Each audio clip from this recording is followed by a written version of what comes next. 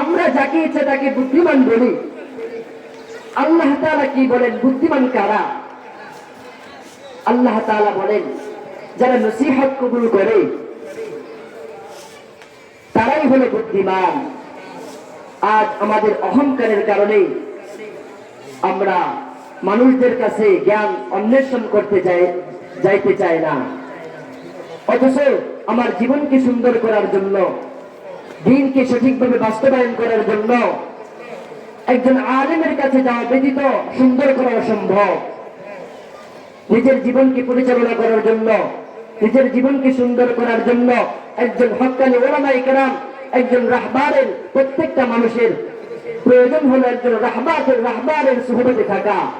মুহতারাম হাজরিন, সর্বশেষ যে কথা, আমার সময় একেবারে শেষ, সর্বশেষ কথা হলো, আজ আমাদের এই বাংলাদেশের প্রশাসন, তাদেরকে আমি লক্ষ্য করে বলতেছি, আজ বাংলাদেশের মধ্যে বিভিন্ন অপরাধীদেরকে বিভিন্ন মামলায় গ্রেফতার করা হয়, কিন্তু তাদের কোনো বিচার হয় না, তাদের বিচার করতে আমরা দেখি না। এজন্য লাউতুল হুফাজুল কোরআন মাদ্রাসা থেকে, এই মাহফিল থেকে আজ একটা মেসেজ দিতে চাই, যেন আমাদের সমাজের অপরাধীগুলোকে সঠিকভাবে বিচার করা হয়। এদের বিচার যদি না হয় তাহলে দিন দিন আমাদের বাংলাদেশের মধ্যে অপরাধ বেড়ে যাবে।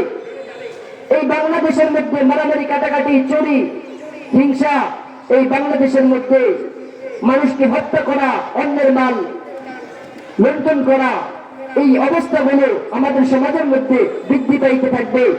যদি আমাদের এই সমাজের, এই দেশের বিচার ব্যবস্থা যদি ঠিক না হয়, আজ প্রশাসন, তাদেরকে বলতেছি, তারা আসামিদেরকে গ্রেফতার করে কিন্তু সঠিক বিচার করে না। এজন্য আমরা চাই এই বাংলাদেশের মধ্যে আসামিদের সঠিক বিচার করা হোক, যেন বারবার এই সমস্ত নাস্তিকগুলো মাথা চারা না দিতে পারে, আর বারবার নাস্তিকের আবির্ভাব যেন আমাদের সমাজের মধ্যে না কায়েম হতে পারে।